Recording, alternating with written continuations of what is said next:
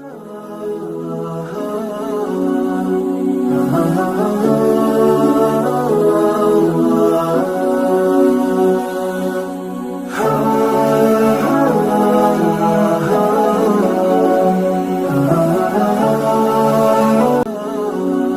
नमस्कार, सबको नमस्कार। आपने मुझे शुरुआत में नमस्ते कहा। नमस्ते, नमस्ते के क्या मानी है भाई साहब, आप बोल सकते हैं? नहीं पता क्या मानी है? माइक्रोफोन ऑन कीजिए जरा भाई साहब का।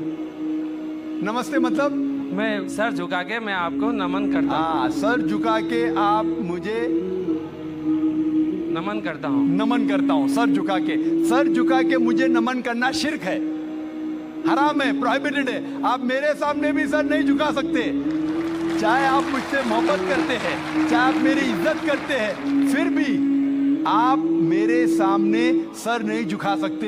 सर झुकाना चाहिए तो सिर्फ खुदा के सामने, अल्लाह के सामने, और मैं खुदा नहीं हूं। आप जानते हैं, आप मेरी इज्जत कर सकते हैं, मेरी बात जो मैं कहता हूं उसके ऊपर अमल कर सकते हैं, लेकिन आप मेरे सामने सर नहीं झुका सकते। इसीलिए मैं जवाब में आपको कहूंगा अस्सलाम वालेकुम, आप पे सलामती हो, आप पे सलामती हो। आप समझे ना? मैं आपके सामने झुक नहीं सकता हूं। ये सिर झुकेगा तो सिर्फ अल्लाह के सामने, सिर्फ खुदा के सामने।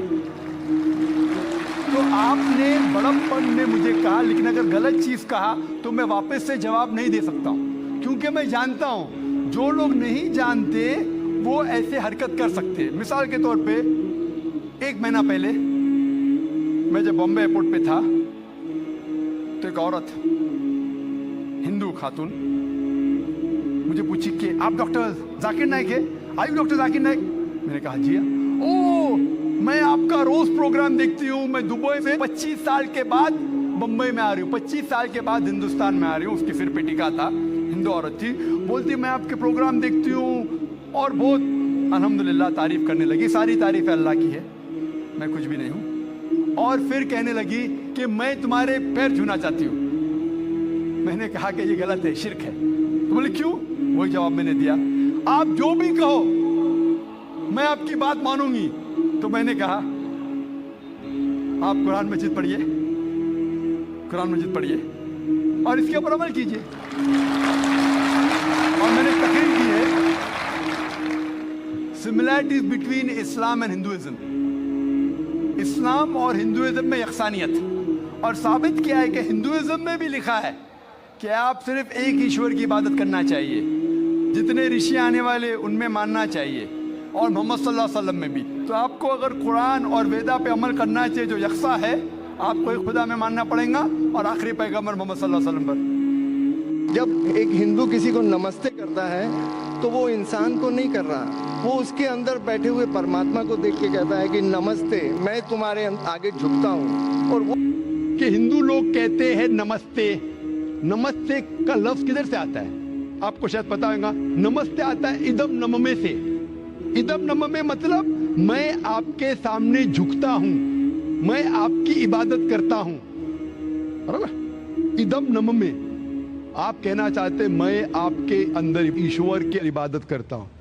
मिसाल के तौर पे वो आदमी चोर है, वो गलत काम कर रहा है, बलात्कार कर रहा है, आप उसको ईश्वर बोलेंगे? आप ईश्वर को इतना घटिया समझ के वो बलात्कार करने वाले इंसान को बोलते आप ईश्वर है? इससे भाईचारगी बढ़ेगी नहीं घटेगी।